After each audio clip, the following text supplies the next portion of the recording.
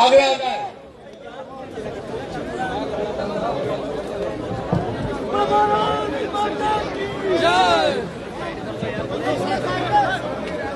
भारत माता की डॉक्टर जितेंद्र सिंह जी जिंदाबाद, नरेंद्र भाई मोदी जी जिंदाबाद, नरेंद्र भाई मोदी जी जिंदाबाद, अब की बार अब की बार अब की बार मोदी साहब जिंदाबाद जिंदाबाद, जिंदाबाद, मोदी साहब जिंदाबाद। कृपा सब अपने अपनी जगह पे आ जाएं। मैं एक बात, पवन खजूरिया जी आए हैं, वो भी आगे आ जाएं। मैं अब आपको एक बात बताऊं, अब हमारे केंद्रीय मंत्री यूनियन मिनिस्टर जिन्होंने पूरे जम्मू कश्मीर में पानी का प्रावधान किया, क्योंकि हमें यहाँ पानी मिलता नहीं था, लेकिन जैसे ही मंत्री बने और मोदी सरकार डॉक्टर जितेंद्र जी और हमारे यहाँ जेजेएम की स्कीम लाई, पूरी खुशहाली लाई। तो मैं ये एक आपको और बात बताऊं कि ये जो भारतीय जनता पार्टी की सरकार है, मोदी साहब की सरकार है, ये सरकार आप सबके वोट से और सपोर्ट से चलती है, और जो पिछले वाली सरकारें थी वो रिमोट से चलती थी। फर्क ये है। तो आज मैं अभी हमारे माननीय यूनियन मिनिस्टर गजेंद्र सिंह शेखावत जी को निवेदन करता हूं कि वो मंच पे आए और हमारा मार्गदर्शन करें। यूनियन मिनिस्टर शेखावत साहब,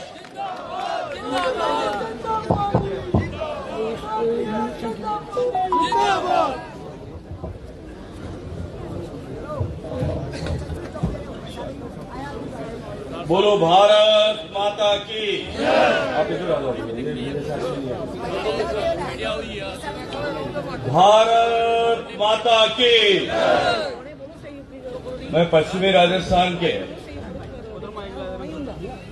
सुदूर उस पाकिस्तान से सटे हुए कोने से आया।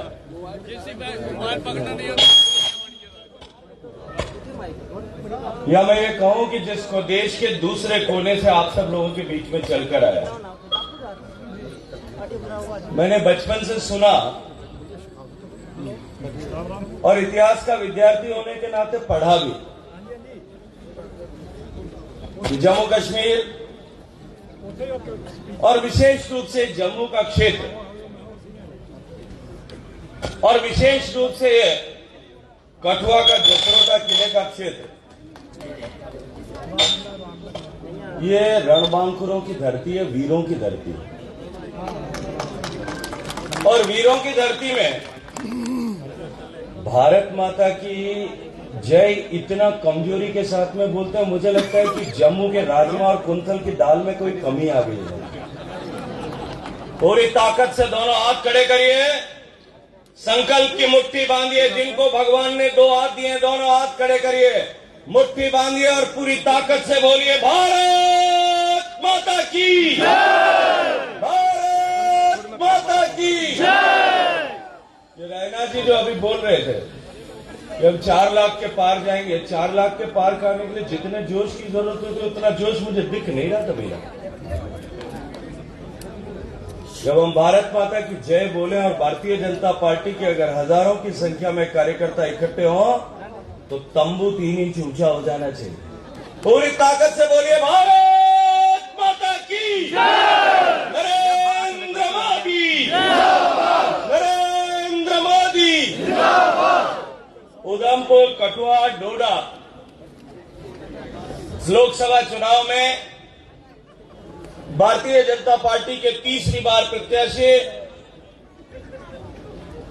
माननीय नरेंद्र मोदी जी के मंत्री परिषद में मेरे साथी, मेरे बड़े भाई आदरणीय डॉक्टर जितेंद्र सिंह साहब, मंच पर उपस्थित भारतीय जनता पार्टी के प्रदेश के प्रधान आदरणीय रविंद्र रैना जी, मंच पर उपस्थित इस सूबे के पूर्व उप मुख्यमंत्री जिन्होंने बड़े जोश के साथ में भी हम सब का मार्गदर्शन किया, आदरणीय निर्मल सिंह साहब, मेरे मित्र और भारतीय जनता पार्टी के राष्ट्रीय मंत्री सरदार डॉक्टर नरेंद्र सिंह जी रैना साहब, मंच पर उपस्थित आदरणीय अशोक कौल साहब, पूर्व मंत्री आदरणीय राजीव जसरोटिया साहब, मेरे मित्र, मेरे छोटे भाई पूर्व मंत्री आदरणीय शक्ति परियार साहब, डीके मनियाल साहब, सुनील सेठी जी, आदरणीय प्रिया सेठी जी, मंच पर उपस्थित आरएस पठानिया साहब, आदरणीय कुलदीप राज जी, आदरणीय दिलीप परियार जी, आदरणीय नीलम जी, आदरणीय जीवनलाल जी, आदरणीय गोपाल महाजन जी, आदरणीय दर्शन सिंह जी, आदरणीय अरुण गुप्ता जी, आदरणीय विजय जी, आदरणीय राजेश्वर जी और इस मंच पर उपस्थित भारतीय जनता पार्टी के सभी जनप्रतिनिधिगण, पूर्व जनप्रतिनिधिगण, वरिष्ठ कार्यकर्ता और आज इस विशाल संख्या में उपस्थित सभा में भारतीय जनता पार्टी के सभी प्रदेश के पदाधिकारी, जिले के पदाधिकारी, मंडल के पदाधिकारी, मेरे शक्ति केंद्र पर बैठने वाले संयोजक और सबसे ज्यादा महत्वपूर्ण यदि कोई है तो मेरी बूथ के अध्यक्ष और बूथ की समिति के मेरे सारे छोटे भाई और बहन, आज इस कार्यक्रम में उपस्थित सभी पत्रकार मित्रों, भाइयों, बहनों, मैं आप सबका हृदय पूर्वक धन्यवाद करता हूं, अभिनंदन करता हूं। और मैं अभिनंदन करना चाहता हूं आदरणीय डॉक्टर जितेंद्र सिंह साहब का और रविंद्र रैना जी का और भारतीय जनता पार्टी के शीर्ष नेतृत्व का कि मुझे आज आप सब लोगों के बीच में आकर के अपनी बात कहने का सौभाग्यपूर्ण अवसर आप सबने प्रदान किया।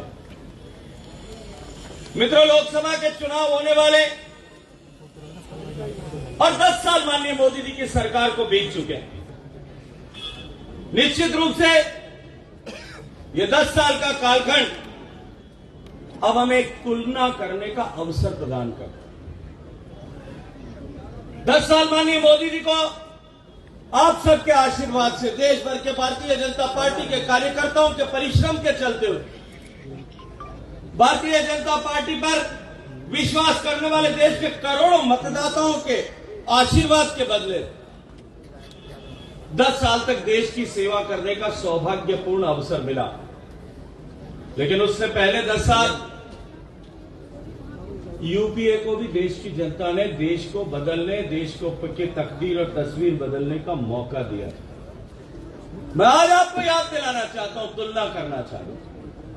वो जो 10 साल थे, उन 10 साल के समाचार पत्रों को आपको याद करना चाहिए जब हम मतदान के लिए जाने वाले हैं। और वो 10 साल थे जिनमें अखबार में 2 समाचार पढ़ते थे, टीवी में भी 2 ही तरह के समाचार आते थे। या तो समाचार होता था कि देश में घोटाला हुआ, जमीन में कोयले से लेकर के और आकाश में तरंगों को बेचने तक लाखों करोड़ रुपए का घोटाला इस देश में हुआ था। और नित्य प्रतिदिन घोटालों के समाचार पत्रों और टीवी चैनल्स की न्यूज की सुर्खियां बना करते। देश की जनता जब एक घोटाले को भूलती थी, उससे पहले दूसरा घोटाला उनके सामने अखबार की सुर्खियां बन जाता। देश की जनता को यह लगने लगा था कि जिन लोगों को हमने चुन करके भेजा है वो बाढ़ या खेत को खाने लगे। और इसके अलावा अगर कोई दूसरे समाचार देश में समाचार पत्रों में गाय बगाए हर दूसरे तीसरे महीने सुर्खी बनते थे, वो देश में होने वाली आतंकवादी घटनाएं होती। कभी जम्मू के रघुनाथ मंदिर पर हमला होता था, कभी अहमदाबाद में जाकर के स्वामीनारायण मंदिर पर हमला होता था, कभी जयपुर के बालाजी के हनुमान जी के मंदिर में हमला होता था। देश के विभिन्न ऐसे स्थानों पर जो धार्मिक आस्था के केंद्र है, मैं मनोवैज्ञानिक रूप से तोड़ने के लिए वहां निरंतर किसी न किसी तरह की आतंकवादी घटना देश के अलग अलग कोनों में होती। और उसके अलावा भी देश तो जैसे एक कमजोर देश के रूप में आतंकवादियों के लिए एक सैरगाह बन गया था। ये कश्मीर तो है दुनिया के लिए सैरगाह, मुझे लगता है कि कश्मीर की धरती आतंकवादियों के लिए सैरगाह बन गई। भारत हर मोर्चे पर विफल हो गया। आर्थिक हालात इतने खराब थे कि भारत को उस समय विश्व की अर्थव्यवस्थाओं की समीक्षा करने वाली एजेंसीज ने फ्रेजाइल 5 इकोनॉमी, सबसे कमजोर 5 अर्थव्यवस्थाएं जो डूबने के कगार पर है, उन अर्थव्यवस्थाओं की सूची में सम्मिलित कर दिया। क्योंकि देश के संसाधन भ्रष्टाचार की भेंट चढ़ रहे थे और वहीं दूसरी तरफ देश की सीमाएं इतनी कमजोर हो गई थी, इतनी असुरक्षित हो गई थी कि कभी हमारे सैनिकों के गर्दन काट करके ले जाते थे, कभी सुदूर बांग्लादेश की सीमा पर डंडों पर बांध करके हमारे बॉर्डर सिक्योरिटी फोर्स के सिपाहियों को लेकर के जाते थे। मित्रों, मुझे राजनीतिक जीवन में आने से पहले लगभग 20 साल तक इस देश की सीमाओं पर काम करने का सौभाग्यपूर्ण अवसर मिला और मैंने आपके इस पूरे सेक्टर, पूरे देश के थल सीमा पर हर एक जगह पर जाने का सौभाग्यपूर्ण अवसर भी मुझे मिला है।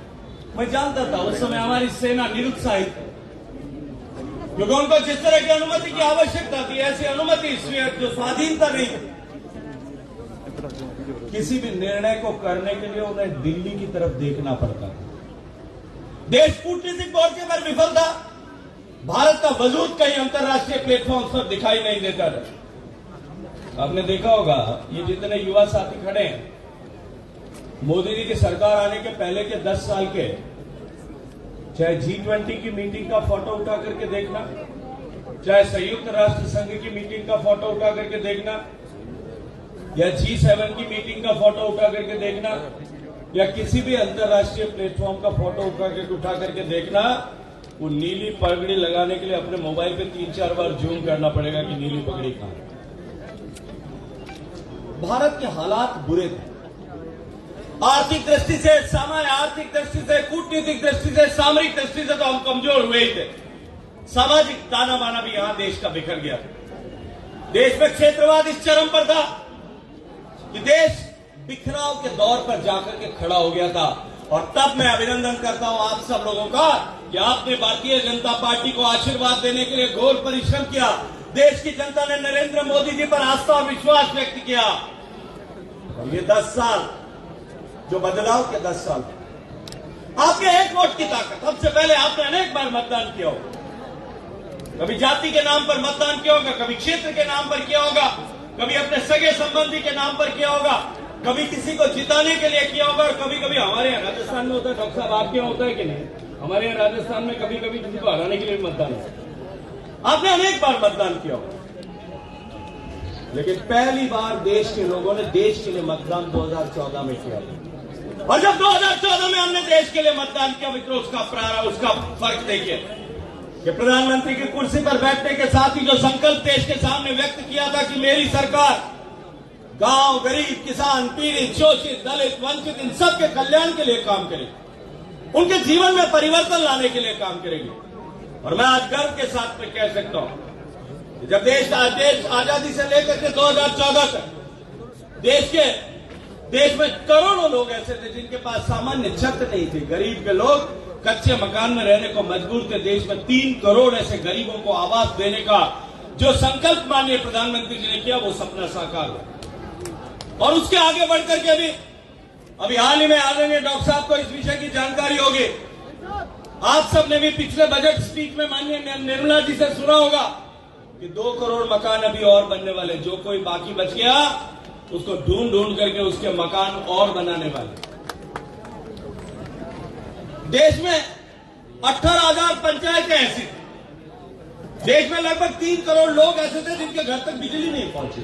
इस 21वीं शताब्दी में लोगों के घर में बिजली न हो, किस तरह की परिस्थिति होगी कि आप कल्पना कर सकते। मैं पश्चिम राजस्थान से आता हूं, दूर सुदूर एक गाड़ी में एक छोटे छोटे घर में कई लोग मरुस्थल में रहते हैं। और मेरे यहाँ बच्चे जो है 2014 से पहले लालटेन में पढ़ते थे और अपने मोबाइल को चार्ज करने के लिए ट्रैक्टर वाले को 10 रुपए देते थे। वो 10 रुपए में मोबाइल चार्ज करके देता था। आज मैं गर्व के साथ में कह सकता हूं, हम सब कह सकते हैं कि आज देश में एक भी घर ऐसा नहीं है जिसके पास में बिजली नहीं हो। हर घर तक बिजली पहुंचे, हर गांव तक बिजली पहुंचाने में हम कामयाब हुए। माननीय प्रधानमंत्री जी का संकल्प कि हम देश के हर घर तक शौचालय पहुंचाएं, माताओं बहनों को नित्य प्रतिदिन अपनी गरिमा के साथ समझौता करना पड़ता है। और माननीय प्रधानमंत्री जी ने संकल्प व्यक्त किया कि हम 5 साल में देश के हर घर तक शौचालय बनाएंगे। मित्रों, जो शहर के लोग बैठे वो कल्पना भी नहीं कर सकते कि देश के 62% परिवारों के पास 2014 तक सामान्य शौचालय की सुविधा नहीं थी। 62%। 60 करोड़ लोग ऐसे थे जो खुले में शौच के लिए मजबूर थे, अभिशप्त थे। आज हम गर्व के साथ में कह सकते हैं कि इस 10 साल में हमने ये तस्वीर बदल दी। आज देश के हर घर तक शौचालय बन गया। 11.5 करोड़ शौचालय बना। देश का गरीब बिना बिजली के, बिना पानी के, बिना शौचालय के, बिना गैस के चूल्हे के रहकर माननीय प्रधानमंत्री जी ने संकल्प किया कि हर घर तक गैस का चूल्हा पहुंचाएंगे और उन्होंने देश का आह्वान किया। मुझे याद आता है, डॉक्टर साहब, मेरी दादी मां जीवन पर्यंत इतवार का व्रत करती थी, संडे का। मैं जब थोड़ा समझने लगा तो मैंने पूछा, भाई सोमवार को तो कोई आप जो है शिव जी की पूजा करते हो, मंगलवार को हनुमान जी की करते हो, बुधवार को गणेश जी की पूजा करते हो, ये संडे को कौन सा भगवान होता है, उसकी किसकी पूजा करते हो? तो वो मुझे कहते थे कि मैं ये शास्त्री जी का व्रत करती हूँ, लाल बहादुर शास्त्री। मैंने कहा, आप शास्त्री जी का व्रत क्यों करते हो? तो उन्होंने कहा कि 60 के दशक में जब शास्त्री जी देश के प्रधानमंत्री थे, उन्होंने देश का आह्वान किया था कि देश में खाद्यान्न की कमी है, अनाज नहीं है, गरीब आदमी को भोजन मिल सके, इसलिए सबको सप्ताह में 1 दिन भूखा रहना चाहिए। और मेरी दादी मां जीवन पर्यंत भूखी रहती थी, एक टाइम पे 1 दिन खाना नहीं खाती। ये देश में एक नेता के शब्दों का प्रभाव था। और उसके बाद देश में अगर किसी व्यक्ति के शब्द का प्रभाव ऐसा हुआ, माननीय प्रधानमंत्री जी ने कहा कि सक्षम आदमी को गैस की सब्सिडी छोड़ना चाहिए। 2 करोड़ लोगों ने सब्सिडी छोड़ी और 11 करोड़ माताओं बहनों को धुएं से मुक्ति दिलाने का काम जो है नरेंद्र मोदी जी ने उनके घर उज्ज्वला का चूल्हा पहुंचा कर। ये प्रभाव, ये फर्क है 10 साल की सरकार। किसान को किसान सम्मान निधि मिले, ये घोषणा हुई, लेकिन उससे पहले ये आवश्यक था कि देश में बैंकिंग, फाइनेंशियल इंक्लूजन होना चाहिए, हर घर तक बैंक का खाता खुलना चाहिए। ये वही भारत है।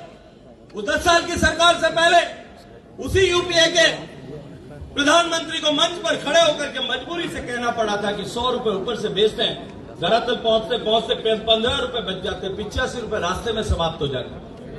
लेकिन प्रधानमंत्री जी ने संकल्प लिया और लाल किले के प्राचीर से उद्घोष किया 2014 में कि हम देश के हर घर तक बैंक का खाता खोलेंगे। आज देश में 45-50 करोड़ खाते खोल करके हर घर तक बैंक का खाता पहुंच गया। गरीब महिलाएं, मैं तो ग्रामीण पृष्ठभूमि से आता हूं, मैं जानता था मेरे गांव में मेरी माताएं बहनें अपने बचत के पैसे को चावल के डिब्बे में दबा करके रखती थी। थोड़े ज्यादा होते तो गड्ढे में सिल करके रखती थी कि कभी जरूरत पड़ेगी, बेटी आ जाएगी, कोई बीमार हो जाएगा, किसी को देना होगा कुछ। उसके लिए जो पैसा बचा करके 1000, 2000, 5000 रुपए अपने घर में जो है वो इस तरह से छुपा करके रखने को मजबूर थे। मित्रों, गरीब का खाता खुला तो किसान के सम्मान निधि जो है, अब मोदी जी एक बटन दबाते हैं, न पटवारी के पास जाने की जरूरत है, न ग्राम सेवक अधिकारी के पास जाने की जरूरत है, सीधा आपके खाते में जो है वो किसान के खाते में 6000 रुपया साल में बटन जमा हो जाता है। देश को परिवर्तन करने का संकल्प लेकर के हम निकले। गरीब के जीवन में परिवर्तन करना एक लक्ष्य था, लेकिन बड़े और कड़े फैसले लेकर के देश के हालात को बदलने के लिए, देश के आर्थिक हालात को बदलने के लिए जिस तरह से माननीय प्रधानमंत्री जी के नेतृत्व में काम हुआ, जो अर्थव्यवस्था, मनमोहन सिंह जी जो अपने आप को बड़े अर्थशास्त्री कहलवाते थे, उनके 10 साल में 11वें नंबर से 10वें नंबर से नीचे नेगी पे 10 पे स्थिर खड़ी रही। वही अर्थव्यवस्था आज दुनिया में, इंग्लैंड जिसने हमको 200 साल तक गुलाम बना के रखा था, उसको पछाड़ करके आज दुनिया की 5वीं नंबर की अर्थव्यवस्था बन गई। और इस तीसरे कार्यकाल के दावे के साथ में मोदी जी ने कहा है कि अब की बार तीसरे नंबर की अर्थव्यवस्था बन गई। मुझे डॉक्टर साहब अभी 2 दिन पहले मैं अपने लोकसभा क्षेत्र में गांव के लोगों के साथ बैठ के बात कर रहा हूं। मैंने उनके सामने विषय रखा कि अभी अर्थव्यवस्था तीसरे नंबर की हो जाएगी। तो एक गांव के सरपंच ने बिना पढ़ा लिखा आदमी उसने खड़े होकर के मुझे कहा, साहब एक बात बताओ, 10वीं थी, 5वीं हो गई, तीसरी हो जाएगी, पहली भी हो जाएगी, मेरे क्या फर्क है?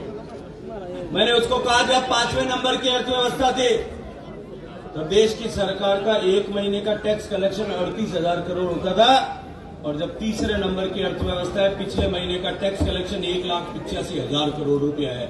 और जब 1,85,000 करोड़ रुपया सरकार के पास आता है तो गरीब का शौचालय बनता है, गरीब का घर बनता है, गरीब को पानी मिलता है, गरीब को बिजली मिलती है, देश में सड़कें बनती हैं, देश में एयरपोर्ट बनते हैं, देश में वाटरवेज बनते हैं, देश में जो है इंटरनेट के हाईवेज बनते हैं, देश प्रगति करता है, विकसित होता है।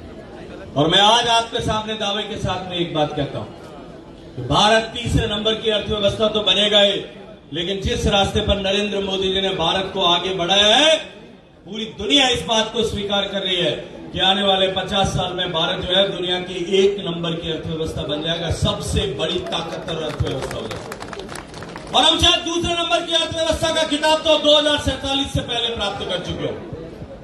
मित्रों, ये भारत के भविष्य के निर्माण के 10 साल थे और वो भारत को बर्बाद करने के 10 साल थे। इसलिए मैं आज आपको एक तुलना करके याद दिलाऊं। भारत, मैंने कहा कि कमजोर समझते थे, भारत पर हमले होते थे। 2 बार आप ही के कश्मीर में हमारी तरफ आंख उठा करके देखने की कोशिश की थी। एक बार सर्जिकल स्ट्राइक और दूसरी बार एयर स्ट्राइक हुई। उसके बाद में तो अब कभी कभी कोई 7-6 महीने में एक आध छिटपिट घटना के समाचार आते हैं, आने ही बंद हो। न देश में घोटाले के समाचार आते हैं, न देश में आतंकवादी घटना के समाचार आते हैं। आज समाचार आते हैं कि देश चांद पर पहुंच गया है, और चांद के भी उस पक्ष पर पहुंच गया जहां दुनिया में आज तक कोई नहीं पहुंच पाया। देश जो है ओलंपिक में मेडल प्राप्त कर रहा है। देश में दुनिया का सबसे ज्यादा तेज गति से रोड कंस्ट्रक्शन का काम हो रहा है। देश डिजिटलाइजेशन में दुनिया में 1 नंबर पर पहुंच गया है। देश डिजिटल ट्रांजैक्शन में दुनिया में 1 नंबर पर पहुंच गया है। आज भारत के समाचार पूरे विश्व भर में जिस तरह से छपते हैं, उसका परिणाम यह है कि भारत की तरफ देखने का नजरिया पूरी दुनिया का बदल गया। आज पूरी दुनिया भारत की तरफ एक अलग दृष्टि से देखती है, और पूरी दुनिया इस बात को स्वीकार करती है कि आने वाले समय में, आने वाली सदी में अगर किसी देश को दुनिया का नेतृत्व करने का अवसर मिलेगा तो वो आपके और मेरे भारत को मिलेगा। उस रास्ते पर भारतीय जनता पार्टी की सरकार ने, नरेंद्र मोदी जी की सरकार ने हमारे देश को आगे बढ़ाया। मित्रों, 2019 में जब आपने आशीर्वाद दिया, माननीय प्रधानमंत्री जी ने लाल किले के प्राचीर से उद्घोष किया कि हम देश में एक नया मंत्रालय बनाएंगे, और नाम दिया था जल शक्ति मंत्रालय। 8-10 मंत्रालय को जोड़ करके, विभागों को जोड़ करके एक मंत्रालय बनाया। आपके आशीर्वाद से मुझे उसका काम, उसका जिम्मेदारी मिली, मुझे काम करने का अवसर मिला। माननीय प्रधानमंत्री जी का संकल्प था कि देश में रुकी हुई परियोजनाएं जो 30-30, 40-40 साल से देश भर में बैठ रुकी हुई थी, किसानों की 2-2 पीढ़ियां बीत गई थी इस बात का इंतजार करते करते कि कभी मेरे खेत में पानी आएगा, कभी मेरे घर में पीने का पानी उस बांध से आएगा। ऐसी 106 परियोजनाएं चिन्हित करके काम करना शुरू किया। आपकी ये शाहपुर कंडी भी उसमें से एक है, 40 साल से रुकी हुई पड़ी थी।